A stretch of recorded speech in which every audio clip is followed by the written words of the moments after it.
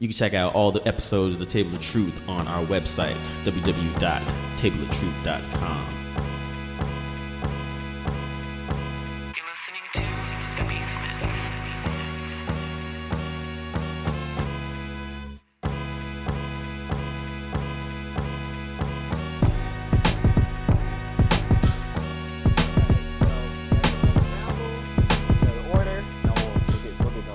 Whenever you're ready. All right, it's gonna be a wild one. It's gonna be a wild one. Welcome everybody to the Table of Truth. This is your man Cam. With me as always is. What up, guys? Dwayne, repping the Windy City, aka the Chicago Bulls. What up? It's your boy. Yo, it's your boy. No prisoners. Knicks all day, every day. Let's go. This your other friend Cam from the West Coast, representing Lakers Por Vida. Andale. And we also have our guests today. We got three. Got a full house. First up, Tshering. Hey, this is Tshering, a fan of the 2017 NBA champs, Golden State Warriors. Woman out, fight. Shot fired. And also we got. Man, I don't know how I follow that. Josh repping for the New York Knicks. Oh. You got two Knicks fans in here, B. And last but certainly not least. This is Cliff, a.k.a. No Cliff, a.k.a. Cliff Bayless, and I'm representing, unfortunately, the Brooklyn Nets. Chattanooga Crawdads. Let's go, Stephen A. Dwayne. Let's go. Hey, don't bring me into this, man. I didn't know we had a Net fan in the house. Yo, we represent the Chattanooga Crawdads. All right, so if you guys haven't noticed, this will be our special NBA edition of the Table of Truth. We're talking nothing but basketball. We got everybody in here. Everyone's repping different teams, and we got a mix of topics. Nothing crazy, but we'll still be able to chime in and everything else. We'll try to keep the Knicks bashing to a minimum, but I cannot promise anything. And to start it off, since the Olympics is just wrapping up, we were talking about earlier about if Melo and his gold medals, but not having a ring, and if those two things are connected, and if Melo's even I don't want to say ring worthy, but in that realm. Sorry guys, I'm a little parched. But yeah, so the Olympics just ended. The USA has just barely escaped. Australia barely escaped. Serbia, and now a lot of people are trying to say like that the team's not really trying, or they're not actually putting in the actual effort to win the game, and they're also looking kind of like bad in terms of the other teams that came before them. What do you guys think about that? You almost made it sound like World War. I was like, Serbia. I'm like, yo, we over there fighting. I think they're better than their competition, but sometimes you play down to your competition. So I think they've just been kind of lax as of late. So they just need to step it up. I kind of want them to lose the game, but I don't think that's going to happen.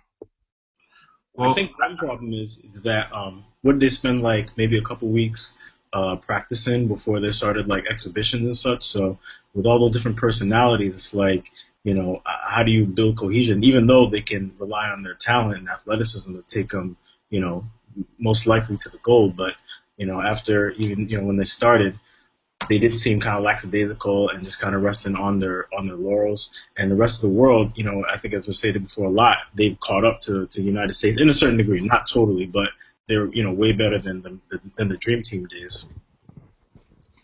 I mean, also too, it's damn near $1 billion in the court, or $500 million. Yeah. So it's like it's a little disturbing when you guys almost lose to Patty Mills. Yo, man, it's what is it, $1 billion on the court, and they almost letting teams like Kosovo keep it close. I mean, I think that was my biggest complaint. It was getting boring. I think the NBA be listening to my timeline, man. I swear to God, now it's all close, and it's like 3-point victory. It's like back-to-back 3-point victory. It was like the first one. It was what is it? We won by like 10, and everybody was like, all right, that was cool. We need to do like 125 next game. And when we pull it out by 3, back-to-back 3-point victories, man. Well, Say the dream team. The big, And complaining about Australia or something, they play rough. Come on, B. Come on, yo, man. the biggest problem so far is they're not playing any D at all, man. KD's getting killed. Like, the Serbia game? That dude who played in like the Serbian national league was destroying Boogie in the post, scoring like every basket, like just getting back cut to death. They look awful on D right now. Who was the point guard that was breakdancing on him? Yeah, Telizovich or something like that. Yeah. Yeah. That guy's Some pretty- dude out there looking like Kyrie Irving out there. Like, No, he was. well, you know what it is too. I think the style of plays is totally different than what the NBA game is, and also these guys are out there clotheslining the players and they're not getting the whistle. So Yo, I actually think that these players out here are really trying to beat these guys, and these guys are taking it for granted, or they're so used to playing in the cotton candy league. This is what happens. That's right. Wasn't it true? Like a lot of these teams around the world, they've been playing together for a while, so they have a little bit more. Yeah. Like they're used to how they play and their systems of offense more so than the U.S. that they didn't have as. hello? But also too, so you're talking about how the league is kind of softer now, and we had a lot of different moves and all that kind of stuff. But overall, I think that's the thing I noticed too. It's like you're right, like all the other countries, they're playing to win. Where America, we're just kind of there. We always have professionals, all that kind of stuff, and it's almost like they don't have to really. They're acting like they don't have to try, and then all of a sudden, like say for instance for Melo, like all of a sudden he drops like 31 because he was like, oh shit, I think he might lose. I might have to start playing. But you guys don't think America's playing to win? Like, No. I think they are. Yeah, I think they're playing to win, but I think they're playing to win the wrong way. Because in Okay. the beginning, it was just all ISOs, Yeah, definitely. and Coach K, Coach K, I'm sure at some point gave them a dressing down. And so it's almost to the point now where it's like, okay, so you don't want us to run ISOs, so how do we play basketball again? Yeah. Like, I think that's the problem. I think they're blame so Coach reliant, K. they're so reliant on their individual talents that they forget how to run an actual play and, look for your big man on the switch once you run a screen. You know what I mean? Like just simple X's and O's basketball. If somebody overplays to you toss it to your big man. That's Simple, true. one 1+1 basketball. That's what you get when your point guard is a ball hog, man. Kyrie, 30 But- dribbles and a shot. I think those players the team is filled with kind of ISO players. Kyrie, Melo, KD, like there is a lot of ISO players, and those are your starters. So I think Coach K has to find something where it's like, all right, how do I get these guys to share the ball with each other? Low key, they're also going out every night, like hitting up the Rio nightlife. You can see all the snaps. They're hungover every day. Like they're not. Draymond is smashing down some Brazilian chicks. They out there drinking Caipirinhas, hanging with Neymar. That's what happened, man. Draymond Yeah, is Charles party. Barkley back in '92 right now. Harrison Barnes is like, yo, I'm just happy to be here, bro. Wait, hold on. He didn't even play last game. He hasn't played 2 games. Damn, it's been 2 games? Shit. Why is he there? He like the college player that's there. Christian later. Hey. So to double back to the original question though about Melo, I think what was the quote? He was saying something along the lines of he can look back on his career if he doesn't win any NBA championships and say he had a great career. Loser. Let me say this. Josh. Wait. Let Josh say his piece. Josh, get a little closer to the mic. You're kind of fading out. Sorry. The argument can be made that Karl Malone had a great career and he never sniffed a championship. Gary Payton had a great career. So how are we defining a great career? Is it the greatest it could be? No. Obviously, if you didn't win a ring, you can say what you want about Patrick Ewing lighting up every stat that a Knick has ever had and leading to this day, but he didn't come home with a chip. So, how are we measuring greatness? I think Carmelo has had a great career. I think people have been a little hard in terms of I think some people were taking it out of context what he said. Like, it doesn't matter if I don't win a championship. No, he didn't say that. He was just saying Right. the hope is that I win a championship, but if I don't, I mean, I won an NCAA championship. I've had a really great NBA career. I've won 3 Olympic gold medals potentially, and yeah, I think that is a really great career. At the same time, I think he may be blunting himself or protecting himself in case he doesn't win a career at the same time. Win a championship. It's like, I get that, but you're an NBA player and you're measured by what you do in the NBA. Like, it's great that you won a college championship. It's great you're doing good in Olympics, but that's like me going to like a job and telling them how I did great everywhere else before I got here. It's like, no, we brought you in because we want you to win. And I think it's kind of a cop-out to me. Like, of course it's a great accomplishment to get 3 gold medals, but, dude, you're playing with some of the greatest basketball players in the world right now. It's not that hard for you. Like, I could be on that team and win a gold medal. I could be Harrison Barnes right now. I don't have to play. I'll come over with a gold medal. So I think it's a little cop-out. Check it out, dude. When we talk about the GOAT, Michael Jordan, do we ever bring up his Olympic gold medal as one of his accomplishments? I mean, it's on there.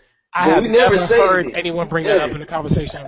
Yo, he Right, better than right. this because he got an Olympic gold in Barcelona. Man, ain't Yeah. nobody caring. You supposed to win that. That's like trying to say you a daddy taking care of your child. You supposed to go do that. That's we the best. Like, go do that, man. Like, nobody talking about that gold medal. I mean, it is a part of your legacy. It is a part of your, at the end all be all. Carmelo winning 3 gold medals. That's part of his career. And that is an accomplishment. But at the end of the day, you know what really matters is your rings. Being a great player, you can be great, and there's a lot of great players. But then what separates you from the other greats is that extra. Did you win a ring or like scoring titles or whatnot?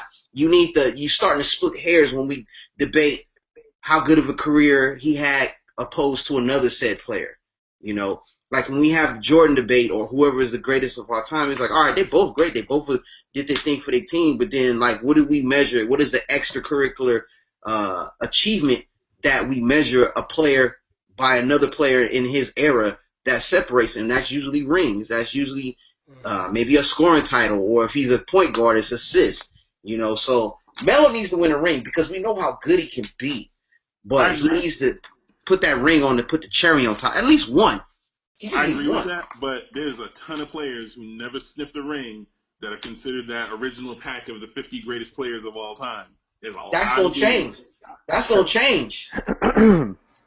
No, I think so. I mean, you got, and also too, say for instance, like, you know, what's the criteria for all that? And people are talking about, like, you know, paychecks too. Now, like, more players are making more money, blah blah blah. Like the one cat I already forgot his name. It's already he's the highest paid player in the league, but he never gone to All-Star. He never did no scoring. Mike Conley. Like not saying that he's not a good player, but it's like, yo, you're making more than LeBron James technically. How does that even compute? You know? Well, we mean like in terms of his entire contract, or because I believe now LeBron is the highest paid single season player of all time right now, right? Yeah, he's making 30 a year. LeBron is plus 30 plus. 30 plus. Jesus. Conley just has the most money. It's like a 150. Yeah. Yeah. Damn. Like in the league, yeah, a lot of the stars, the greats are underpaid, but they get their endorsement deals outside of the NBA. Yeah. And the NBA contract, yes, they're underpaid. They bring a lot of money. They bring a lot of people to watch games. They are the league, a certain select individuals. But at the end of the day, yeah, I mean, they're underpaid in the sense of a contract, but overall, they're getting their money. Like Jordan gets his money. Melo gets his money. LeBron is getting his money, you know, so they have those deals outside of the NBA. But I understand what you're saying. Like Conley, what has he done? You know, he's a good to great point guard. He's a nice player, but is he that upper echelon player? No, he isn't. And I mean, that's the state of the NBA right now. Yeah. You know, people gonna get paid asinine contracts for mediocre behavior. Conley's a great player. Like, don't get it twisted. He can play ball, but does he deserve like that contract? I don't know. Yeah. You gotta pay them. Sometimes you gotta pay players to keep them. So Shout out to Harrison Barnes. I'm gonna say this about the Knicks: if the last Olympics. Nah, Nah, Kat, I'm messing with you. Go ahead. Go ahead, Ed. I forget. I'm done. That's good. Still hurt from last week, man. Well, let me ask Cam. Do you think with like the Mike Conley contract that seems out of whack and kind of crazy, do you think that they're trying to pay for potential? I mean, like, he's a good player. He's a great player, but he doesn't seem like he's worth $150 million. Hey, No. I think it's inflation within the NBA because 2 years ago he wouldn't get this contract. So I think because the numbers are so new to us, we're like, yo, why is this dude getting 150 million? Yeah. So we could we can match it up with the inflation that's going on. I think he's getting paid, just like you said, Cliff, for potential and what he can do and what he has already done for the team. Yeah, the salary cap went up $22 million this year. So there was a ton of teams with cap space. Like 10 teams could have offered Connolly the max, and they would have. Yeah. So like the only way the Grizzlies could have kept him was giving him the max. I mean, that's just the new economics of the NBA, you know? That's crazy. You have to pay your players to keep them, especially when you're in a town with rocks and coyotes such as Memphis. So you gotta you gotta pay them. But again, you know, I heard Memphis is a cool city, man. I've never been, but no, it's a cool city. But I mean, if ideally, if everybody was given the equal, because I know the team that had his rights can offer him the most. But if everybody was on equal footing, maybe Conley would have bounced. Who knows? How many years did he get for that contract? 5. I think it's 5. Yeah, 5 years. All right. So then, what about players like Steph Curry, like double MVP, got a ring, but in like actual like pay wise, he's not necessarily in that upper echelon. Is he MVP? After the finals, I don't know, man. Oh, I'm talking about. No, he was MVP last year. That's what I'm saying. I'm not talking about finals. I'm talking about. Come on, bruh. I pay more attention to Pope. All right. Nah, I think they would shoot a little dig at Steph. Oh no. But anyways, for Steph, for players like that, that's like the money part isn't as he's in that he's not really is he even in like the top like 15 in terms of highest paid? I think me and Curry get paid the same amount because I think I make more than Curry right now. I mean, Curry played himself. I mean, people fail to realize, man, Curry didn't become Curry till like what, year 4? Yeah. Year 5? Because he had peanut butter and jelly ankles, and you know, I mean, you can't because it was just crazy timing. It was a perfect storm. He got hurt and he was a liability, but they believed in him, but they wasn't gonna pay him Mike Conley type money. So they took a chance and said, "Hey, you either take this, you can walk." And he was like, "Look, I got no other choice. I got to prove myself." And then that enabled him to sign the other rookies later in the year. So it worked out. But yeah, it's kind of ridiculous to have a 2-time MVP making as much as your ball boy, you know? So it's like, come on. Is it that bad? Shout out to. No, it's not that bad, but it's just like if you were MVP of the league, you got me Googling it. You gotta pay this man eventually. That's why I was like, when they got Durant, I was like, how they gonna make this work, man? They gotta pay like half the fucking U.S. deficit to keep all 4 of them players on one team. So I don't know. They can sign Curry. He's got full bird rights. So they can pay him whatever he wants. He can go over the cap, so it'll be fine. But he's going to get paid like crazy next year, like 5 years, 170, because he has those 2 MVPs, dude. What they need to pay him is in shoes. They need to pay him in shoes. Take them Air Mitt Romneys off the table.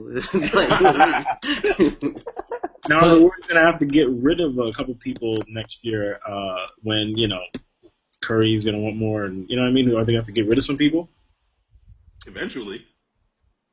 I mean, the cap is increasing, so maybe hopefully somebody might take a pay cut, but who knows? Iguodala has to take a pay cut if he wants to stay. Mm-hmm. I mean, it was going to be like 35 or something by then, or something like 33, I think. Yeah. So it would make sense. Like, I mean, at that age, take a pay cut, dude. Win another championship. But now, I mean, we've seen this. Go ahead. Sorry. I was gonna say we've seen this before with like Michael Jordan. He wasn't the highest paid player when he was with the Bulls until his last couple of years. So it's not like we haven't seen MVPs get underpaid. But someone mentioned it earlier. You do have endorsements where you do get that money. Yeah. And what I was gonna say was now with that, like the Bulls signing Wade, like the Knicks signing D Rose, and like teams starting to pick up like players that are in the later part of their careers. Now, is it worth it, or is it kind of like a foolhardy thing? That's the thing I'm kind of curious, because like for instance, like KD, like I'm saying, so like Durant went to the Warriors, and it's kind of like almost like a super team. Knicks was picking up a bunch of people, but kind of like a team. But Knicks were picking up a bunch of people, but it was like, so like someone remarked, they're like, yo, the Knicks team looks really dope if this was like 2011. But like now it's 2016, and like so all these players who are all dope players, but are having a little banged up or whatever, and We they kind of may with the get late age players fashionable. Yeah, Yo, so, man. I would love to wondering, hear. like- I would love to hear Anthony's answer on this question. But go that's ahead. the thing, I'm curious because I'm curious about it too, because it's like I'm not really seeing the reasoning behind it. I think that's what my question is. Can I chime in real quick before I go? I mean, the reason is you gotta, part of your fan base, you gotta put a product out there. Now, if I was a Knicks fan and they keep putting garbage out there, I'm gonna, riot and be like, this is not a product I'm willing to spend as a fan. I don't want to see Joe Jaminski out there. I want you to go get some players. Now, granted, it may not be the players you want, but at least you have a valuable product out there and you're trying. You know what I'm saying? I said they should have, one of their free agents should have been Dr. James Andrews because the collective people on that team got knee problems. So, they need to be careful. But I see what the Knicks are doing. This has probably been the best offseason they had in a while for no draft picks. I mean, you got D Rose. Agreed. If he's healthy, he can do some things. He's better than any point guard the Knicks ever had. You got Kristaps Porzingis, promising young rookie. You got hopefully a motivated Melo coming back. You guys made quality moves. I'm not saying it's a championship team, but this team is interesting to watch. And if the Knicks didn't do that, you guys nobody want to watch the Knicks with that. When you had Cleanthony Early, Jerry Grant, and Aflalu. These dudes is bust stop dudes, man. Yeah, exactly. But also too, Sorry. I was just gonna say also too, Knicks, the New York market is still like the top 3 market still. It doesn't matter what the team is. Same with the Lakers and same. So it's like that part I always forget about the marketing end of it. Like say Cam, you're a Lakers fan, but the last few years they've been boo-boo, but it doesn't matter because they're still going to be in that top 3 market period. So they're always going to be up in that. Wait, hold on. I want to hear Ant's response about the Knicks. So, my bad. Singleton, please chime in on the Knicks. All right, well, the response to what Ken was just saying, I have a little.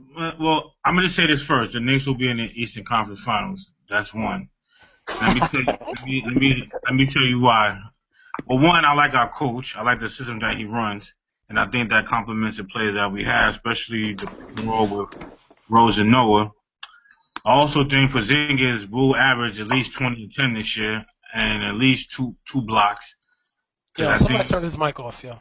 I think the way I think we never seen somebody who's 7-1. I'll wait. Oh, you got a delay? Go ahead. No, man. Nah, but I think Porzingis 7-1. He has a jump shot like a Dirk, but he has better moves than Dirk, and he plays 10 times better defense than Dirk. So I think he'll be second all this year as well. I love our bench. I like Lance Thomas. I love Brandon Jennings. I think he could possibly win $6 million a year. He has something to prove. Shit, I forgot about that. I did that. Courtney Lee. Courtney Lee also, as he plays defense, he doesn't act to the ball much. So that's perfect because we have a lot of guys that want to touch the basketball. So what him is, let me get my spots. I'll take it. I'm good. And we also on the low, we have these 2 other guys overseas coming in. I'm not saying they're gonna make an impact, but off the bench, they're gonna give us some good quality minutes. So I'm looking forward to that. And then we have Carmelo Anthony. He's been asking for talent for years. In fact, I forgot. No, I keep Noah last. He's been asking for a lot of talent for years, and he has it. He has the point guard. He has a center. He has a forward. He has a bench. Now it's all on him to make this gel. And for me, Dwayne knows I've been a Noah fan for years because of his toughness. He's not going to lay down, and that's somebody that we need. He'll tell somebody to pass the ball or help this man out, help this guy out. So I think if we can, barring injury, but everybody gets hurt. So if we can stay healthy with Derrick Rose leading the point guard position, I don't see no team in the East besides Cleveland that can legitimately say is better than the Knicks.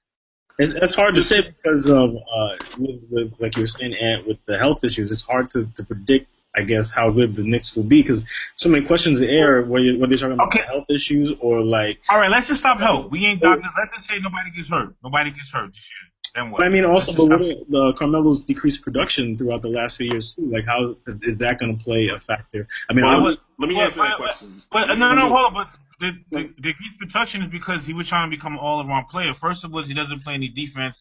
He doesn't pass. He actually, his assist rate went up. His defense has improved. So therefore, his numbers, pretty much Carmelo could get a triple-double damn near a night if he wanted to. 20. What? And to Carmelo answer triple-double? hold on. Wait, hold on. All right. Hold on. That's All right. See, Carmelo this is is a great. this is the thing with Knicks fans. You guys go off the rails, but go ahead. Go ahead. All right, wait. Josh, go in. Come in, Josh. Go ahead. Go ahead, Josh. I think we forget that also that whenever Melo plays international competition, he comes back to the NBA some ridiculous kind of supercharge. If you look when they played the World Championships a few years ago, the last Olympics, he always comes back on fire. So I think Ant may be on. I personally agree. I think Ant may be on to something. I think Josh, I think that's a fair.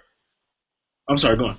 Yeah, I was gonna say I think Ant has a very viable point in talking about what I mean. Yes, his productivity definitely dropped off a little bit, but I think coming back from the Olympics, you're gonna see the same Melo that you see every time he comes back from international competition. He always comes back on fire. At least that season. I think that's a good point that you make, Josh, in terms of him coming back stronger off of international competition. It's just that I think in general, because the league is tougher competitively than international competition, that might stem his increased production a little bit. And I think that really Toronto and Boston may give a tougher challenge to Cleveland than the Knicks next year or this year. Yeah. All right, so Tshering, what give me team some in the numbers. East? Let me. Go Wait, ahead. hold on. Tshering, give me some numbers. Your numbers, dude. Give me some numbers. Oh, no. Let me give you my quick Knicks rant. They did exactly what they always do. It's completely short-sighted. It's sign guys past their prime for way too much money, who are injury prone, who will get hurt. What's their ceiling this year? It's 47, 48, 49 wins, and that's the best year.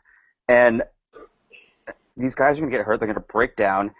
Next thing you know, they're going to waste Porzingis' prime, maybe trade Porzingis. They're going to do something stupid. This is what they always do. Like, let's sign Seth Marbury. If they don't get hurt? What's that? And if they don't get hurt, then what? I should put 40, 50 wins the most, second round loss. No. That's the best year. I think that's right, Ed. That's the ceiling. That's the top. That's crazy talk. I don't agree with that at all. What do you think the ceiling is, Josh? I mean, I can't speak on what their record will be, but they're going to finish minimum 4th seed. Minimum. Yes. Well, Yes. that's about 50, Yeah, 55. You're going to be over 46 500. wins to 50. 46 to 50 wins. I have the ceiling. So is that fourth seed in the East? That's like what, 9th in the West? That's. I mean, But I I don't care about comparing the West. I don't care about that. As long as you that makes sense. That's a good point. All right, so now we did the Knicks wrap up. Dwayne, you're the Bulls dude. You guys picked up Wade. Go give me something. Tell me what the Bulls have done is even halfway okay. I'm honestly confused with what they were doing. They traded Rose away, and then they said, I guess they were trying to imply that they were going to kind of rebuild and have like the younger guys take the team to the next level or have them learn. But then they went out and got Rondo and they got Wade, which, see, this is me being a fan. I guess it kind of makes sense because they're like, they can learn from these older players and teach them the right way to be NBA professionals and players. Hopefully, Rondo, I feel like the guy gets a bad, like, kind of rap around the league. But I think he's a solid player. Of course, he kind of butts head with his coaches, but he wants to win. And I think if the fucking moon's aligned and the stars are out, if they could do something together. I'm not saying we're winning a championship. I'll be happy making the playoffs. I just want them to kind of mentor and teach our younger players, like, how to be professionals. So I don't know what our ceiling is this year. I know we're going to make the playoffs, but I think we're more of like a sleeper / kind of surprise team in the East. I can't say I'm going to be as good as the Knicks. So that's all I got to say about my Chicago Bulls, unfortunately. That was realistic. Yeah. All I know is y'all got rid of one dude with knee problems and got another dude with knee problems. That just didn't make no sense to me. But I get it. But when he goes to Germany, man, he gets that Kobe treatment, so he'll be all right. Yeah. No, I mean, look, Dwayne Wade last year surprised me, and he played relatively good basketball, being the health risk that he is. He did a lot better than Rose, and even Rose kind of improved a little bit Towards late the this second half. season. Yeah. Towards the second half. Can D-Wade do that for an entire season though in Chicago? Do they need him? Do they need him to though? I mean, he is on the East. They have I always said let the young guys play. Like when I think of the Bulls, I think of Nikola Mirotic, Bobby Portis. They got the dude Valentine. Is that his name? Yeah. Yep. Yeah. Denzel Valentine.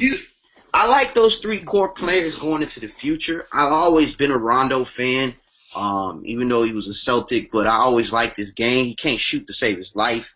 I don't think none of the people, the three stars can shoot. You know what's crazy? If this was like 98, I'll be saying my Bulls could win a championship. But the NBA's landscape has changed so much. I'm like, with 2 seconds left in the game, we're down by 3. You might as well just walk out the arena. Like, I feel like we don't have people who can space the court, but it's still intriguing to watch. I would still put the ball in Dwayne Wade's hand, though. Oh, of course. I was talking about him shooting a 3-pointer, though. Oh, okay. I mean, you got the Splash Brothers on the West, and you got the Brick Brothers in. All right, I just like talk about the West. We'll shift to Tshering and give me your Warriors wrap up. You mean the Lannisters? I mean, we have 4 of the best 20 players in our starting lineup, and Zaza, and then we got 2 of the best bench players in the league, Livingston and Iguodala, and Kerr. I mean, what's that? So I'm going to counter this, but keep going.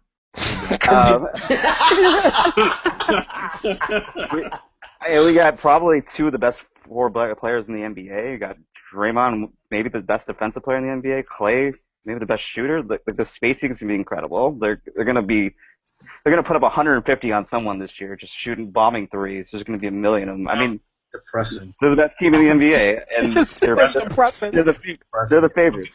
All right, can I counter that right now real fast? I'm just gonna tell you this: the man that y'all signed this year, the quote unquote superstar. Let me tell you something, man. This man's heart is the size of his head.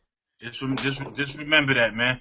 And also, y'all have no big men whatsoever. So I don't know who you're guarding this year. If you're gonna have KD play power forward, good luck. His ribs will be out of here.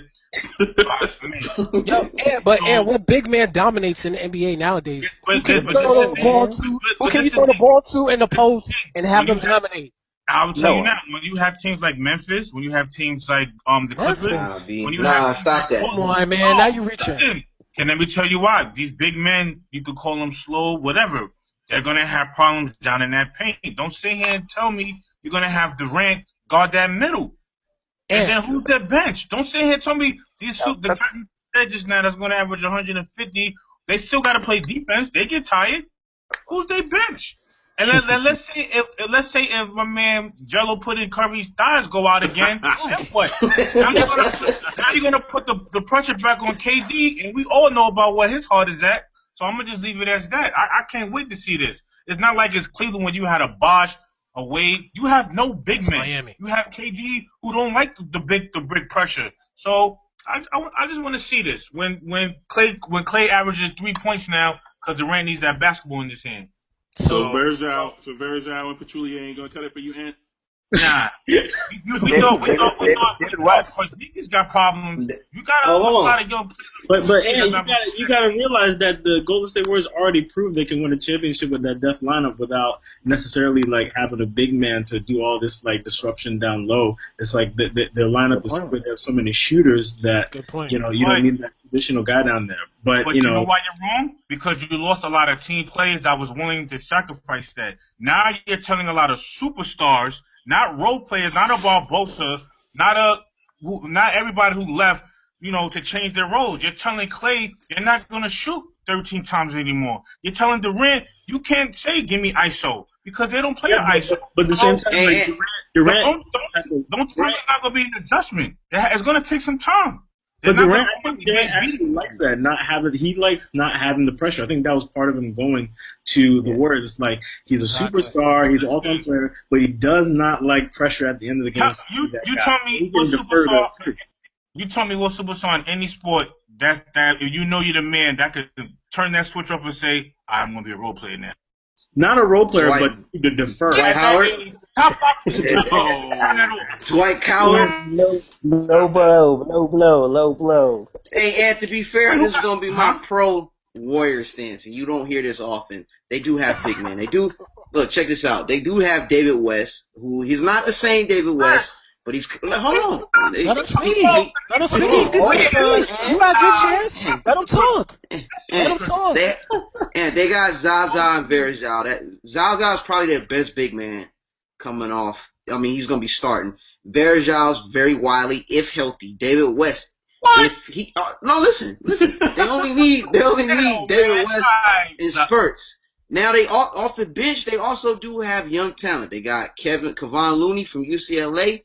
They got McAdoo who can play in spurts. We haven't seen what these guys can do once they get some time. What are you talking about? That we haven't seen them. So then, what's your argument that we haven't seen them? No, you said they didn't have any big men. They got big men. Now they about to. We gonna see. Hollywood actor What he's saying is. You gave me George Clooney playing center right now. You gave me Boo Boo Boo Boo coming off the bench. All right.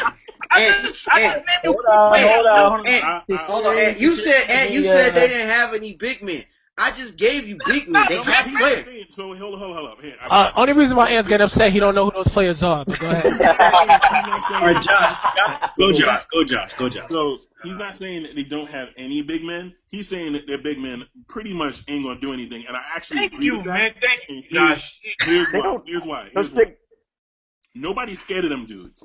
They're not enforcers. If you put any one of those dudes up the middle against a LeBron James who's coming from a half court outlet, against the Clippers, he is not. Those dudes, not one of those dudes is gonna strike fear into the heart of anybody coming up the court. Gonna have a field day down there with that. It's not gonna happen. It's not. and so on that note, I absolutely 100%. This part of the reason why they lost. There was no enforcer. There was nobody stopping the layup line. And I agree 100%. But the way Ed said it was like he got me playing center over there. I was like, they got big men. I mean, they don't have. Babajah, who's a Hollywood actor now. He's not even a basketball player. That's the difference between big men that can actually make a difference or big men that they have. They got players, but they don't have big men that's gonna make a difference. They didn't need that. Like Josh said, they won 2 years ago playing small ball. They just need big men to rebound, put the ball back in the basket. That's it. No, they need somebody gonna play center too, man. Well, I mean, in the West Coast, yeah, you're right, Josh. But they're just waiting to get to LeBron in the finals, which they can skate through the West with not having to worry about anybody that's on LeBron level. I'm telling you right now, the Clippers benefiting from this. Who the hell is going in that pick and roll with that point guard in Griff or Jordan? Who does Golden State have to counter that now? They lost a lot of. All right. Tshering, hold on, Ant. Tshering, go ahead. There's a lot of questions that Ant has. I'm gonna give you the floor to answer them. Who's stopping Blake? That's what I want to know right now. And we check this out. out. Draymond owns Blake. So the Warriors have played the Clippers 11 times in the last 2 years. The Clippers have won 1. Like the Clippers have no chance. But you lost. You lost your rim protector now. Pachulia's a good defender. He's perfectly average. And plus our best lineup was with Draymond at center. And you just Draymond's said perfectly average. Stop that. Who? We don't need a star center. We need someone who can rebound and score baskets. You need a star center to win a championship. But when you lost Bogut, that changed the series. Once Bogut left, it was a lead line. You could have made layups down there. I think you're underrating Pachulia, man. Good player. I think a lot of people. No, he's a dirty player. He almost made an All-Star game. Dirty and he's below average. And you lost a lot of intelligent players with IQs. That's all I'm saying, man. It's not going to just be a walk in the park now. You lost a team. But even though the Warriors don't have a big man star in the middle to beat the Cavs in the championship, the Warriors still think, we're giving Kevin Durant, they can just shoot their way to a championship. But Josh, how can you sit here and say you could break up a dynasty and say you're better than next year? You had a team stop. They're not a dynasty. That team went to the finals back-to-back years. How can you say we're better when you broke up a team? That's not a dynasty, though. So, all right, let me say you got better? Let me ask you this question, and if you had to trade Durant for Andrew Bogut and Harrison Barnes, would you pull the trigger? No. If my team went to basketball. Oh, wait, no. I'm asking a serious question. As a GM, listen. As a GM, I offer you.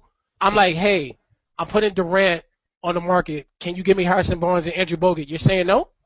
I'll give him my sister with that trade. Well, go ahead. Are you making that trade? And I answer it. The reason why I would say I would not take the trade because if I don't take Durant, I can still beat Durant. It's not like we're losing to this man. My team went to you wouldn't make that trade, is what you're telling me. Well, hold on. They had a 3-1 lead against Cleveland. Yeah, you're giving me a lot of factors. I just answer a yes or no question, and then you can tell me this. Why are you making that trade? Dwayne, I'm not making a trade. I'm telling you why I'm not making the trade. That's there was nothing wrong with that team. There wasn't. I agree with you there. The reason why they lost because Bogut got hurt, Eagle got hurt his back, injuries finally hit that team, and Curry was hurt. And so don't sit here and say if they didn't have Durant, they was going back to the finals this year without Durant. Let's stop fooling ourselves. They was favored to go to the finals in the West, whether they had Durant or not. But now you just lost 3 big men. You lost a backup point guard. You lost a team that was dominant. What 3 big men? You lost Bogut. That was big. Yeah, who's the other 2?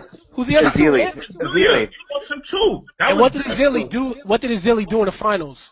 It's not Milk cartons. you stay in the finals. I'm asking you, what did he do in the finals to warrant him staying there? Since you went he had a terrible finals, but overall he was a good addition to that team. Pretty much you're telling me you lost Harrison Barnes. And you lost Harrison Barnes. Listen, who disappeared in the finals? Milk cartons. He had a bad series. Huh? James Harden had a bad series in the finals. So what does that mean? He's still nice. Harrison Barnes is still James nice Harden too. didn't make an All-NBA team. James Harden didn't make an All All-NBA team. right. Calm it down. All I'm saying is, if you have a chance to improve your team, granted, of course Durant, to me it's mind-boggling that he would go there, but if you have a chance to put Durant on your team, you don't even think twice. I don't even know what these guys are going to do on the court. Yeah, exactly. I All right, can't disagree with that. before we move on to the Lakers, first, just Tshering, you want to say anything else for the Warriors? No, I'm good. I think I'm good. Yeah. Just wait till regular season. It's pretty much. I know. Exactly. Let's talk about the season. Last point, I'm not watching any basketball to the final. Wait, Josh. What did you say? Wait, say that again? I just need him to use the phrase "perfectly average" again. That sound like a Pope quote. Amazing. That sound like a Pope quote. That was amazing. Speaking of perfectly average. Oh. Hey, I was trying to be nice. I was trying to keep it at the level. So moving on, staying with the West, we'll go to the Lakers. Cam, there's a couple changes that happened over in LA. Would you like to speak on such the changes? Well, I got too much to say about my boot ass team. I know what we doing. I mean, Hey, I had to talk about the Bulls, so make sure you talk about your Lakers. yeah, no, I mean, let's look. Anybody that know me know I'm a realist with my team, and we got an idiot running the front office. But finally, we've done some moves. We didn't trade off to make the quick fix to get a Boogie Cousins or DeMar DeRozan. I was like, look, we're gonna suck. Let's just sit here, collect draft picks, make the smart move. Don't trade D'Angelo Russell because he was a snitch. It don't make no sense. Just keep the youngins together. We gonna take this work and we go through this every 10 to 12 years. We suck. We're bootleg. We got bust out dudes, and finally, in my opinion, I think we're moving in the right direction. We might not even make the playoffs. What we're selling right now is potential.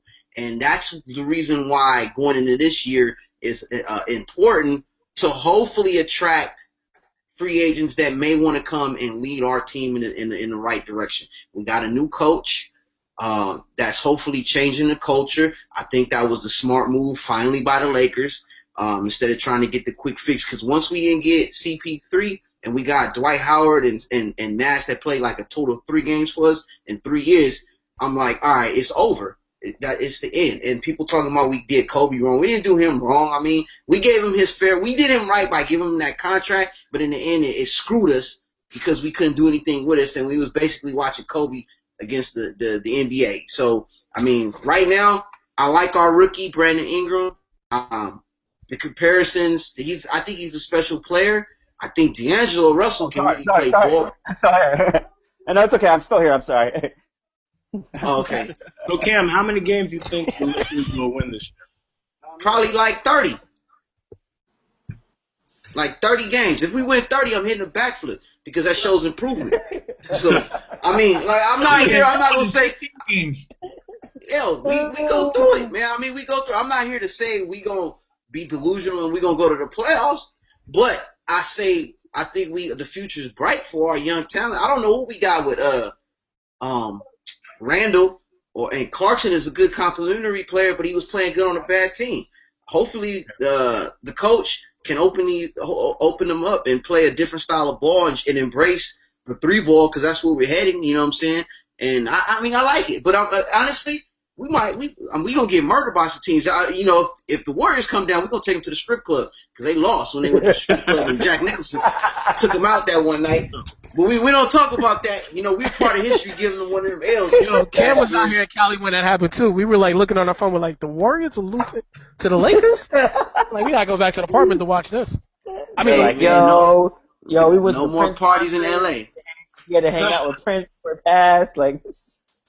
Look, I'm not about to be out here making, y'all not about to make fun of me, man. I'm being real. We suck. Dude, you have no choice but to be real with that lineup. I know. I mean, I was just saying.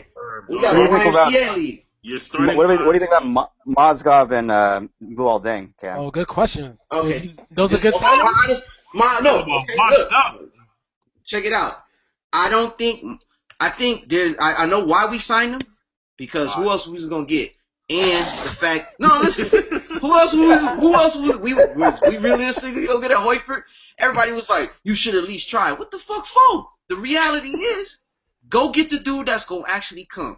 Now not Byron, oh man, I can't even think of his name. Our assistant coach that used to coach the Nuggets.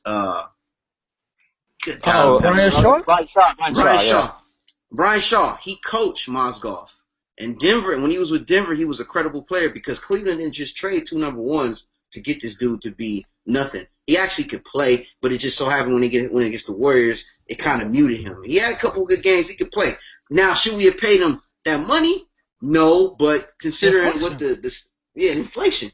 Mm-hmm. I think the Dang signing was genius. I don't like the years they gave him, but I think he's being a vet leader is going to show these people how to be players in the league and be a vet. I like the Dang signing, but overall, yeah, we had to pay out the yin-yang to get them, but that's the reality of the biz. I just don't like the contracts they got for them. I think they should have made them last year's optional and, had a loophole out of the contract, but you got to do what you got to, sacrifice a little. If we ever get good, these dudes won't be here to see it, so. I got a question for you. How do you feel about Nick Young and D'Angelo Russell both being 2017 free agents? You gonna be able to hold on to them cats? Wait, Nick Young and who else? Nick Young and D'Angelo Russell are both 2017 free agents. Nick Young is an opinion away from getting cut. D'Angelo Russell's the truth. Like that's how I feel. And right, anybody that was talking, yes, we will. Yes, we will. Cam, I'm gonna say this, Cam. If D'Angelo is not what you say he is, that team will be winning 10 games for the next 10 years. Have you watched him? No, I watched him. I said if he doesn't pan out from what you think and we all think he's going to be. Yeah, look, he passed the eye test for me. He looked good in Summer League this year. Yeah. That's Summer League, man. I don't care about no. Summer League matters, man. And lo and behold, Summer League matters, man. Some players you watch, you be like, all right, this dude's for your young talent, you do want to check him out in Summer League. Right. Like last year, the Knicks roster was a Summer League roster the past 4 years, so you should probably. I'll give you an example. Last year, check it out. Last year, C.J. McCollum was killing it in the Summer League, and I said this dude's gonna be a baller. And what'd he do? Come out first game, drop like 30. I'm like, all right, he can play. I mean, Summer League matters. Now, sometimes you do get them false positives, them dudes that look good in Summer League, and they come out and they, bust stop dudes are out the box. But I think. This year, this is when you have a young team and you don't know, you got to have these players play in Summer League. Clarkson can play. He's a player in the league. D'Angelo is special. I think Brandon Ingram is special, and that dude Zubac, the center. I think he's better than Mozgov, in my opinion. So that's just me. But, I mean, are we going to win 30 games? Nope. Hopefully. Not in the West. Not in the West. I was gonna Okay, say. so, go ahead, Josh. I was gonna say your starting five is D'Angelo Russell, Clarkson, Dang, Randall, and Moskoff. That's Friday Night Lights right there. Hey, it showed we had a worse team last year and we beat some teams. So I I mean, was gonna hey, say that's not that bad a lineup. it's not. Oh, I'm yeah. going For a in. young I'm- team that's not Yeah. expected to do anything, I don't think that's a bad lineup. I think you could do better than 30. I think you got better than I mean, 30. Not I'm in the saying West. 30 because I'm being humble. But somebody got to fall off. I mean, do we have like 8 solid teams that's really, really dope? Yep. I mean,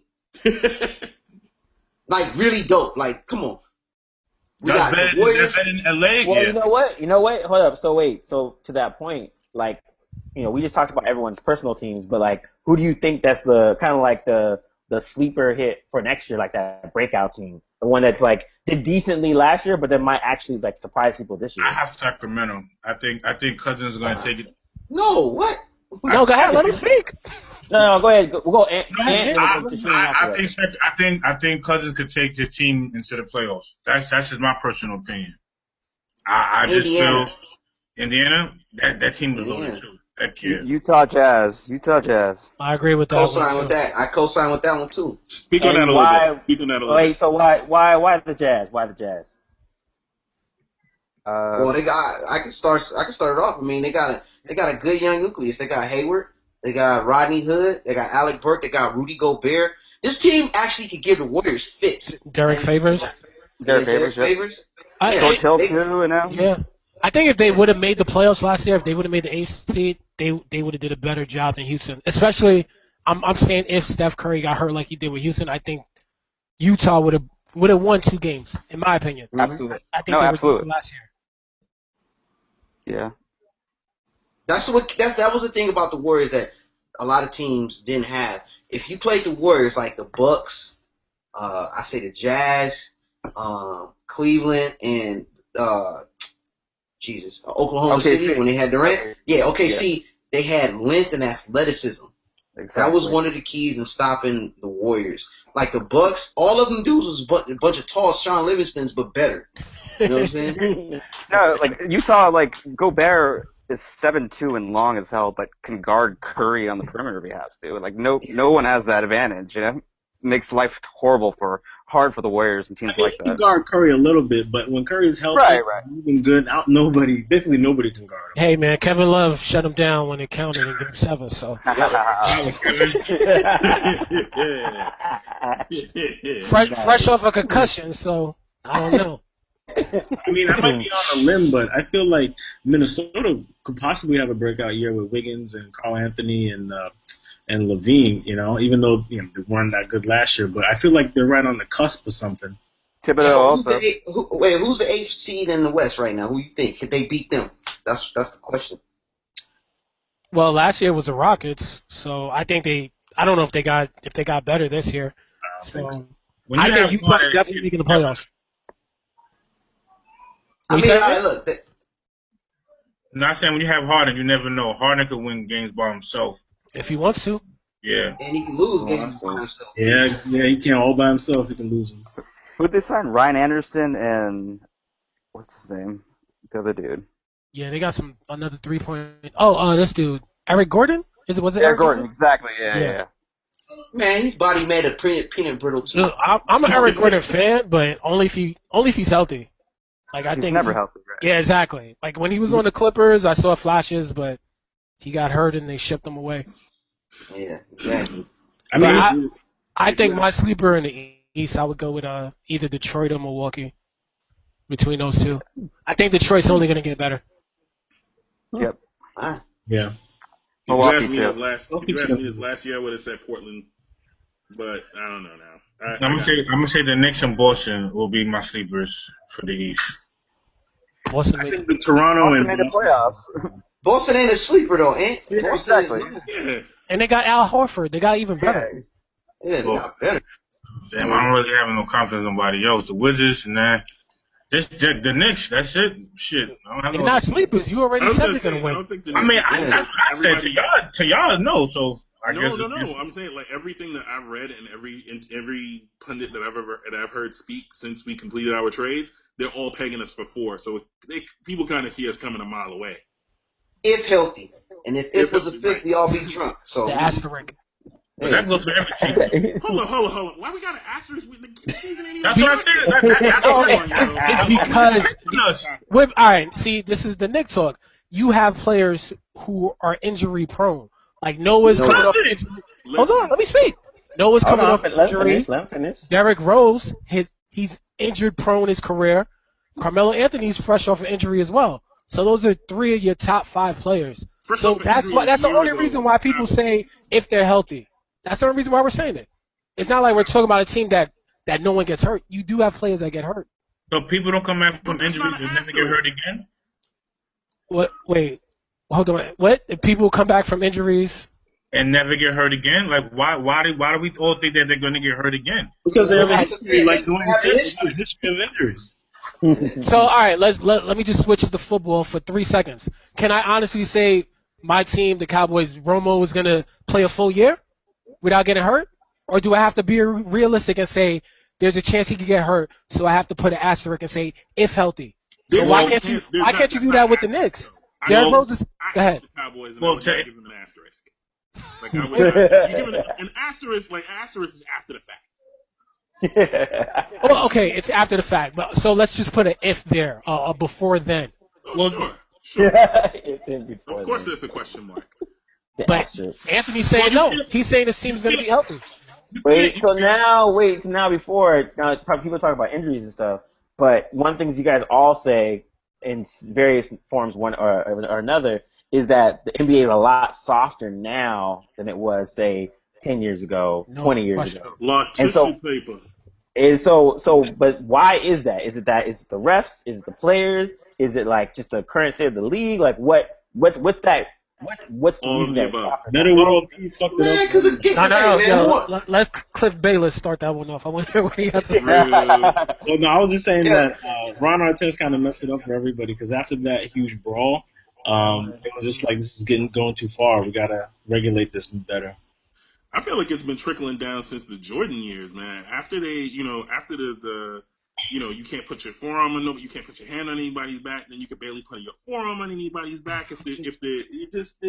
There's so many rule changes and culture changes, plus the way that refs are calling games now. Like, if a light breeze hits somebody and it goes past you first, you're going to be charged with a foul. It's not consistent. It's like an overcorrection. It's a baby league now.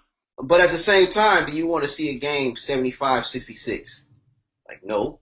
But that's not every team. I honestly think it started with the Cleveland Cavaliers in the 90s with Mike Fratello as a coach. They would purposely slow down games. They were so boring, but for some reason they were winning 50 games a year. And the league is like, yo, we got to stop this. Like, how are they doing this? Like I said, if the league went back to the old rules, man, Curry would be in the infirmary right now. Because they ain't about to let him shoot from no half court. But on the other hand, it's like new high-octane offense. With this hold on. Yeah, go ahead, Cliff. I was just going to say, on the other end, with this new high-octane offense, it's like this past year's All-Star game, they almost scored 200 points. That's ridiculous. It is. It's not even like fun anymore. It's just you're not watching anything. It's ridiculous. But do we watch the All-Star game looking for a serious game? No, I mean, back in the days, it used to be entertaining. Now you're just watching, like... But I just say that because it's indicative of where the league is going, where it's like, it's all about, shooting threes and, lax or... Well, you can blame that beige mage over there for that. He changed the game. He got people thinking that everybody can shoot. I mean, let's real. Let's be honest. It ain't like I'm serious. Like, it ain't like look, Magic... He brought the no-look pass. They brought one no-look pass. And then Iverson had the crossover. Jordan brought the dunking. Curry he got everybody thinking they're a shooter now. So people want to come out and shoot threes, blame him. Blame him. I think come on. Nobody was talking about shooting threes before that. Well, he's just taking advantage of the league rules. Yep. Yeah. No, the league started to realize math. 3 is more than 2. The people start to realize that around the 2005. Yeah, but no, not every team got a Curry on their team, man. Exactly, Look, and that's the problem. Like, not every team has a Curry and Klay Thompson, two of the best shooters of all time. You got all these teams that are thinking like this, and these two players only come along once in a lifetime. bro, you got people like Boogie Cousins shooting threes, and I was like, wow. Ibaka, put your big ass down low. Why are you shooting threes? But you know what it is? Ibaka's career got hurt because they thought he could shoot threes. So I think this stems all the way down to AAU basketball. Little kids, these kids are developing their games that only predicates to the three ball, a post up move, a post up game. You know, inside out is all about the three ball now. So when these kids get older, that's all they know. They don't know how to box out. They don't know how to, take a 16-footer. It's all three. So it starts from these kids, man. And I guess the way the league is you can shoot the ball. You 6'5", 6'6". You got the golden key to the league. So, I think that's. Hey, if you 6'5", 6'6", you a shooting guard. Keyword shooting guard. I think like you shooting rock. I think another problem with I guess why it's not as physical as it was back in the days, and it goes back to AAU. A lot of these kids are growing up with each other playing, and they're friends. So they don't, for some reason, there's no rivalries in the NBA anymore. And I think, to me, that's the number one thing I miss. Like, I used to love when teams hated each other, and you had to pick a side. But now everyone's kissing each other for 10 minutes before the game starts, and you're like, yo. I think the game, but that's the one thing I like about Noah. Take it to another level. Noah still kind of holds that, like, rivalry. Yeah. Not too many players still, hold that. A couple players do have that animosity, like Perkins still kind of got that. And he's not a player, but he still carries the Damian Lillard. Hey, and that's not KD going to Golden State. This is why we will never have rivalries. We have one. That's why I respect Westbrook. He stayed. I mean, it's a generational thing. Like, a lot of players today, it's about the easiest path getting to championship, not about competitiveness. Blame LeBron. He paved the way. That's right. He did. And keep in mind. We don't talk about LeBron. He did his thing. I know, but keep in mind, these people are free agents. Like, exactly. They're able to go where they want. Like, as a fan of the sport, we're like, why would you sign there? We want it to be more competition. Yeah. But if you could go to a better product and win, I mean, that's ultimately what they want to do. He could have went to another product and won, in my opinion. But my thing is, if I'm KD, like, am I gonna go to freaking Sacramento because I feel like I need more competition? I need a challenge. Like, no, I'm gonna go. Play where I want to play. But that's not what we're saying, Cam. He had options. And, like, me personally, if you whoop my ass, I'm not gonna join your team. Like, I'm gonna beat you. And I feel like, in my opinion, if my team I felt there was another team that could counter y'all and beat y'all, that's what I want to do. If he had no options and he went to the Warriors, then I can see that. I think he had options. Right. I agree. All right. So let's do this. Let's do a round table. All right. Where do you guys think KD should have went? I'm just gonna go around the table. I'm gonna go around the table. Just say a team, and we'll keep it moving. Cam, where do you think he should have went? He could have stayed his original team. Where KD should have went? Yeah, where KD should have went. Instead of going to the Warriors. He could have went to the Spurs, or he could have stayed with his original team, and they would have been better than the Warriors, in my opinion. Okay, Dwayne? I think he should have stayed with his team and signed a year or maybe a 2-year contract. And if it doesn't work, I would have had no problem with him going to the Warriors or another team. I think he should have gave it one more go around. Okay, Josh? I think he should have stayed his behind in OKC, and I mean, do what big players do. Demand that you build a team around me, or I'm gonna leave. But not leave without giving them, give them some sort of a hardcore ultimatum. Don't just be out and break up one of the best tandems in all of NBA history. I think he should have stayed. All right, Cliff? I agree. I think he should have stayed because they were the best team until they choked on 3-1 against the Warriors. No. Correction, until Durant choked in Game 6. Oh. Well, I want to give a little bit to him and Westbrook because Westbrook's decision-making ability late in games is just atrocious. But if not that, I don't know if this would have been possible if he would have left with Westbrook to somewhere. I think that could have been cool if possible. All right, Ant Singleton? I think he should have stayed with OKC, and you don't think he should have gone to the Knicks? No. as a Knicks fan, of course I want him, but I will say this. I think the scrutiny now with him should be much higher than Melo. LeBron, because like Cam said and like everybody else says, you left the team that beat you, and then you also left a point guard that's the best point guard in the league, and you left you copped out. So I think he should have stayed in OKC. That's it. All right. And now to the team that he actually went to Tshering. He went to the Warriors. What do you think? Man, you know my answer. I'm like living a dream role right now. I don't know. So I love it. I don't give a fuck about anyone else right now. No hate. And I hate y'all with a passion now, dude. Like y'all getting everybody. Like I'm hearing rumors they're gonna get Anthony Davis. I'm like, I'll do that. I'm putting David Stern on line one, man. We can't be having this, man. Like, this is just ridiculous. Yo, now I know how it feels. Now I know how it feels to be a Lakers fan, man. Everyone. That's a good point. No, bullshit. We ain't never formed the Avengers. I mean, Yo, wait. So Carmelo and Greg and Gary Payton weren't the beginning of the man, Avengers? it's like we got. Their prime. Dwayne, that was way after. They had Thanos. Shaq was Thanos for like 10 years. Word. Shaq was the gauntlet. Shaq, look, check that out, man. And you had Apocalypse on the side, Kobe Bryant. No, check this out.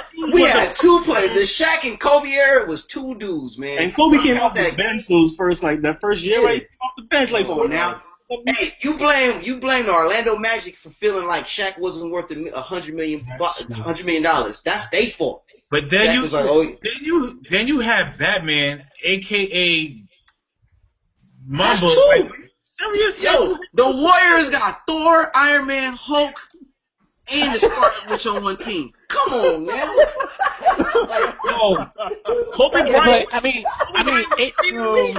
in the Warriors' defense, they did draft these players. Like Durant is an implant, but they drafted those players. Like you didn't draft Shaq. You weren't drafting Kareem Abdul-Jabbar. But it just trips me out that you have a perfect team and you need something else to make it like more perfect. Like you're perfect. They grabbed they grabbed Spider-Man. They need a little extra support. That's all. They got the Scarlet Witch, aka Curry, that can bend space. I mean, how much more do you need? Come on, man. They got Meat Thrander from Lord of the Rings on their team, shooting from Mars. I agree. And you just went and got like Iron Man with the Infinity Gauntlet. Come on, man. That's on Durant though. Durant is the one who went there. It wasn't like, you know what I mean? Like that's on Durant. Yeah, but they were courting them for a while. Him and like Draymond Curry. Like I heard they were sending texts back and forth. Like they were courting them for a little bit. See, that's that. But that goes back to the rivalry of the NBA where you don't hate other teams. Like if a team just beats you, you're down 3-1 and they come back and knock you out the playoffs. But wait a minute. Next year you're like, yo, I want to beat them. Like you know.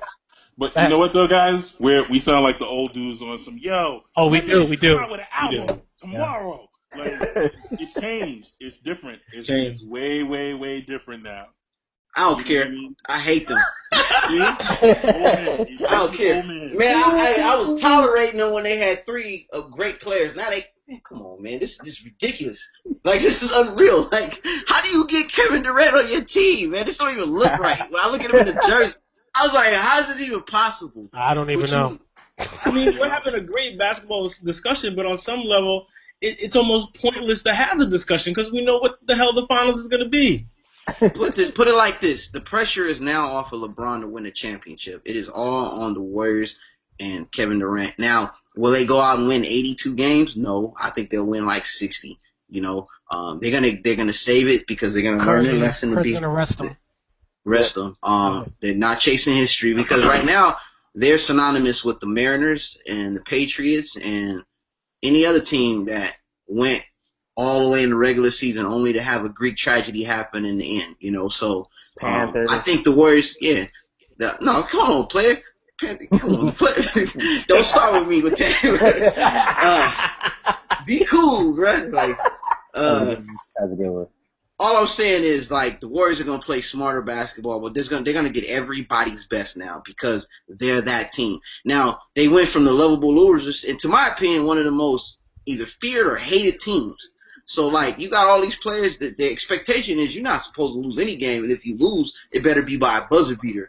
You can't be getting out there getting smoked by Orlando Magic on an off day. You got to bring it every day. You know what I'm saying? So, like, I don't want to hear y'all losing to the local Y team. But also, it's interesting to me now because again, like seeing the Warriors rise in their first championship, and people were kind of rooting for them and stuff, and then now seeing this, like it just turned like right when now everyone like literally hates them, like random people that didn't even care about the Warriors, just like, oh, I hate them now, blah blah blah blah. And I'm like, wait, how did this happen? Just it like literally overnight. I know how it happened.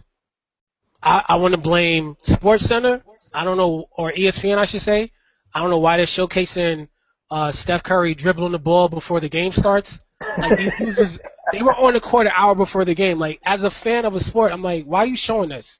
Dude, and then you got front runners everywhere else. Like everyone all of a sudden is a Golden State fan, so you're like, all right, man, since when you been following Golden State? You can ask Cam. You can ask Cam. I worked on a piece for the job. I was trying to cut something the day that when the Warriors went 72. Ask Cam how much footage I was able to find of other players that scored a shot, that made a dope pass, glory shots of them just looking good, dribbling the ball. It was impossible. It was all Steph Curry. All the highlights, every last one. I was like, yo, I can't make this thing. And I was struggling. I was like, yo, Cam, I cannot cut this piece with highlights of all Steph Curry, son. Well, I'm gonna play devil's advocate here. So until recently, no one cared about the Warriors. They weren't on prime time. They didn't put a product out there, and there are some diehard fans out there. You go to the games, they was like 23 and whatever, and they had a full house. Always. So it's well deserved for them to get their spotlight because you'll talk to any real Warrior fan. It was like, we seen Lakers on Christmas. We seen these teams in the finals, and we seen the parades. It's like it's their turn. And granted, that comes with the territory when you become that team. Now y'all want to be like, y'all wanted to be loved. Y'all can't be loved now because y'all gotta, when it comes with winning and being these super teams, it's gonna come that unfathomable hate from me, and I'm leading the charge, but at the same time, you know what I'm saying? I get it. Yeah, I get it. When you like, when the Lakers was in their heyday, I was like, bring on the hate. I said go out and sign the best free agents. You're supposed to do that because as a fan, that shows your team is wanting to do whatever it takes to win. You want to go buy a player, do that. If it wins a ring, money well spent. But, as a fan that's not with that movement right now, I hate y'all to the fullest because I think y'all cheating. Like, that is just unreal. Like, it's unreal. That's like the Lakers going, or the Celtics going to sign Jordan after they beat him in the playoffs. I'm like, how y'all pull that off? Like, come on, man. Like, that's crazy to me. Like, y'all already was good to great, and y'all just had a bad finals, and now y'all just went out and got the, like, it was like we just went and got Simone Biles to play point guard right now. All right, so if the Warriors, if the Warriors win, so if the Warriors do win the finals, they got KD, blah, blah, blah, does that cheapen the moment of them winning again? Or does it really matter because they just won? I'm going to put an asterisk on it. What? True. Well, I got a question. With all the strength that the Warriors got, if some miracle happens, I shouldn't say miracle, but, if they don't win, what does that mean? Disappointment. Prepare for the memes. Oh, damn. That they're as big a bunch of herbs as we thought they were when they were. Yeah. But to piggyback on something that Cam said earlier, you got to also point out, if you're going to point out about teams going out and getting players that torched them previously. In my opinion, I think that started with Phil Jackson because nobody knew who Ron Harper was, and they went up against the Mavs early, they got beat every time for like 2 seasons solid. Ron Harper's coming off the bench. What happens next? That third season, all of a sudden you see Phil do his little 2 pinky finger whistle, and BJ sits down. Who comes off of the bench? Ron Harper. And everybody, I swear to God, I was in a bar. Everybody was like, yo, who the hell is this dude who just lit the Knicks up for like 10 points in like 3 seconds? And then sat back down. People forget Ron Harper was a poor man's Jordan before his knee injury. He was right off Cleveland. Yeah. He was nice. Like, Ron Harper was that dude. But you have to be a basketball junkie to know that. Because the Ron Harper they got was way past his prime. But my point being, Phil Jackson made an art out of getting dude. Look at Rodman. Rodman beat the living piss out of Jordan personally every single time that dude went up for a layup. He was an enforcer. And so what did they do? They was like, okay, well, if the Detroit Pistons are gonna be dumb enough to let him go, we're gonna go grab him. It was the Spurs who had him at that time, I think, or Right? yeah. No, you're right. No, you can even go further than this, man. This is the Celtics, man. They used to do some shrewd moves back in the day. They always had a great player, and they would always do some shady stuff, and they always ended up getting some great players. But this is the back in the day. But that was a different NBA back in those days. Different NBA, but it's not out of the realm. Everybody has a super team. Everybody's gonna go through it. It's just unreal just to see, like, literally, you have 3 of the maybe top 15 players on one team, and they're all really, really good. You know, like, wow, like, and like, how do you make this work? I mean, some of y'all got to play defense. I don't understand it. You know, I also said the man, like, to the Warriors' success is the guy Jerry West. 100%. Oh yeah. Jerry West has orchestrated, like, he literally traded Pau Gasol for back in Twizzler boots and Kwame. How you get that? No. He traded Marc Gasol, who ended up being an All-Star.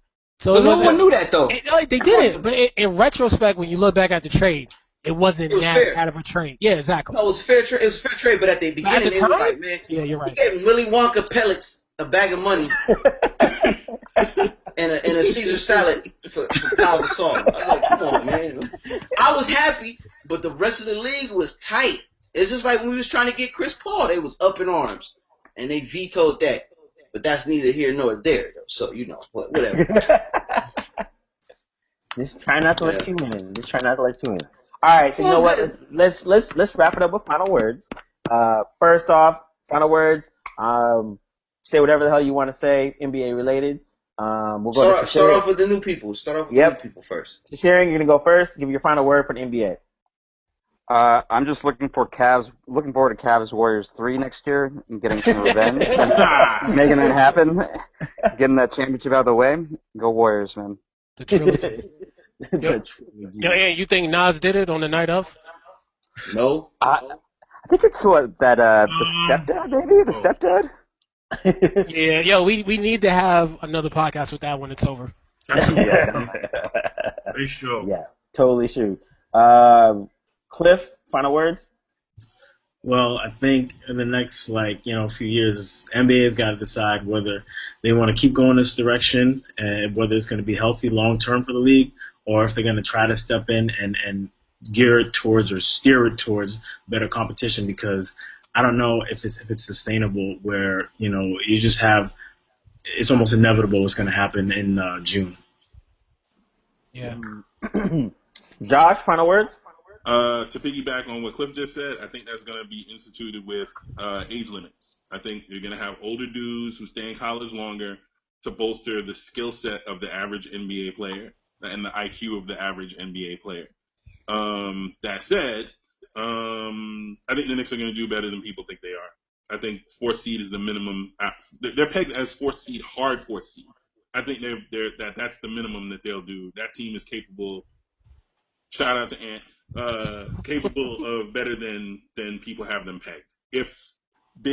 I will agree, big if that team stays healthy. Even marginally healthy. Somebody's gonna break down. Somebody's knees are gonna go wobbly because they're already wobbly. And but I think the whole team is not gonna fall apart all at the same time, knock the hell out of some wood on my desk. So yeah, that's my final thought. Ant Singleton, final word? Final word is it's about time the East is shaping up to be competitive again. It's a lot of good teams. So I'm looking forward to that. Also, it's on the West. I caution Golden State only because nobody's going to be afraid to play against these guys because, again, they have to play defense. And I honestly believe Portland and Clippers and Spurs, I think they're going to give these guys problems, man. Because these starting five that they have, that super team, they have to get rest. And there's only one basketball, so somebody's not going to be what they used to be. So I just want to see how that plays out. Nah, and talk to him about some Knicks business, man. Oh yeah. I'm going with you, son. I was going to turn around to Knicks shit. Now to be on my Knicks shit, I honestly think Porzingis it will be the best forward in the next 3 years. This man is unguardable now. He's only going to get better. He's adding weight to his game. I've seen the video. I've seen the highlights. He's 7'1". Nobody in the league can guard him right now. That's what I'm talking about. Thank you very much. And I know there's a lot of silence because you know it's true. That's what I'm saying. Get mad, eh? We ain't on WhatsApp no more, man. Let's go. Anthony, I'm going to give you the Stephen A. All right. Final words, Cam. Hey, you need to be drug tested, bro.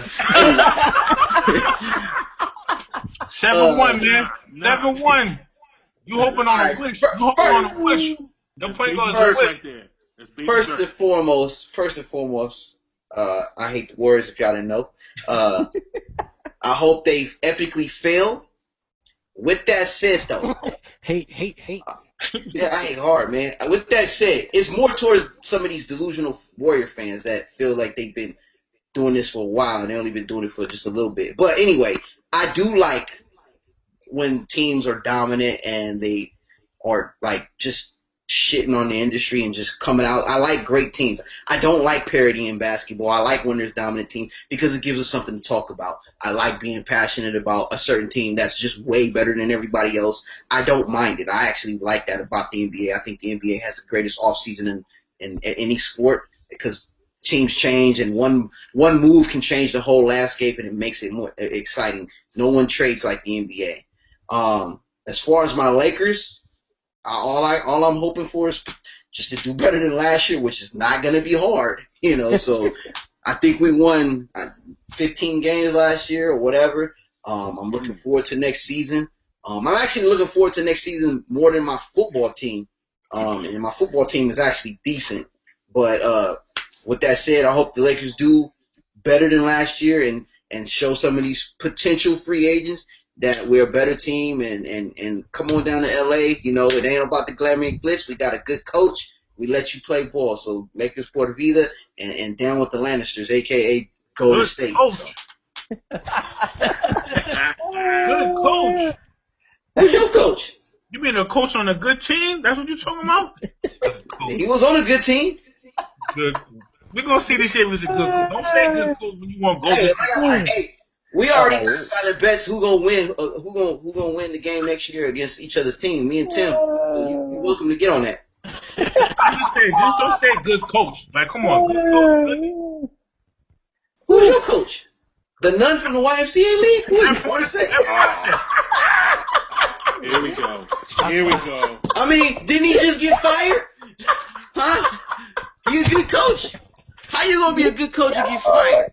He Can I do my final words? He said your coach is Sister Marjorie. Sorry. All right. Final words, Dwayne.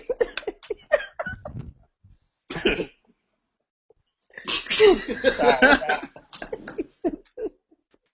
Go ahead, Dwayne. On my final word, I really didn't get to put my foot in the Knicks' ass, so I'm going to do it right now. I just want to say about Melo. This man has been out of the... You're breaking up a little. Oh, sorry. All right. Can you hear me? My fault. I was leaning back, getting too comfortable. All right. Melo's been out of the second round in his career, twice in the past, 13 years of being a pro in the league? To me, this is his make or break year. I don't want to hear this is the best talent he's had in his life. He had a team where he had Marcus Camby, Allen Iverson, Kenyon Martin, RJ Miller, J.R. Smith, even Steve Blake was on that team, Reggie Evans, Nene. Okay, those are all good players. And Melo's the person who has to take him over the edge, over the cliff, over the mountaintop, and he has to do that again for the Knicks this year. And we're going to see if it happens. I doubt it, because quote unquote I'm a Knick hater, but we'll see. And the only reason why I get so upset with the Knicks, if I could reactivate my Facebook page back in 2012 when you guys were finally winning games, I felt like I felt like you guys won the championship every night. That's one of the reasons why I deactivated Facebook. I'm like, yo, are the Knicks champions in December? Why are Knicks fans doing extra shit that they always do? Why we can't be happy? Prove it. Thank you. Win a champ. Get out of the second round. Get out of the second round. Get out of the second round. That's all I'm asking. Are you going to do that this year? We'll try. Why can't Okay, there we go. We try. You got other people on this podcast saying they're going to the finals, like Anthony, but you're saying we'll try. Thank you. Thank you for finally giving Nobody me said that we were going to the finals. Nobody said that. I said Eastern Conference Finals, Anthony said. That's what I said. He did say conference Okay. final. He did say conference final. Yo, He did. My fault. My fault. Drug test. Oh, dude. Sister Margaret is your coach. I can't wait for football. All right. Can't wait for Football, I'm going to talk a whole lot of shit. So, Did you have one yet? Oh, baby. Calm down, Singleton. Calm down. I am. Yo, final words. Thanks for everybody for being on the show. As always, it's always a fun time. I'm glad everyone got to get their licks in. Freaking Shaq being the Thanos on the Lakers. Over the night. Yeah. You know, thanks for everybody coming in. Like I said, we'll do another one probably right before All-Star break just to kind of check in to see how everybody's teams did and reignite the rivalries. Because like you're right, even with I think within the league, the rivalries aren't there, but I think the fans have kind of taken on that role now because it's not in the actual league anymore. But yeah, it was fun. I'm glad everyone got to get their licks in. And it's the table truth. We didn't hear anything about the Brooklyn Nets, but we'll say that for the next podcast. Cliff is not quiet. He brought up the Brooklyn Nets earlier. You got quiet, Bayless. Lynn Sanity Brooklyn edition. What? Oh, geez. Stop it. Listen, let's set the better. Hey, Let's the reflex of these new guys do not reflect the table of truth. They haven't been drug tested. But yeah, I'm glad everybody came through, had lunch, and had some fun. But this is the table of truth, and we out. Peace.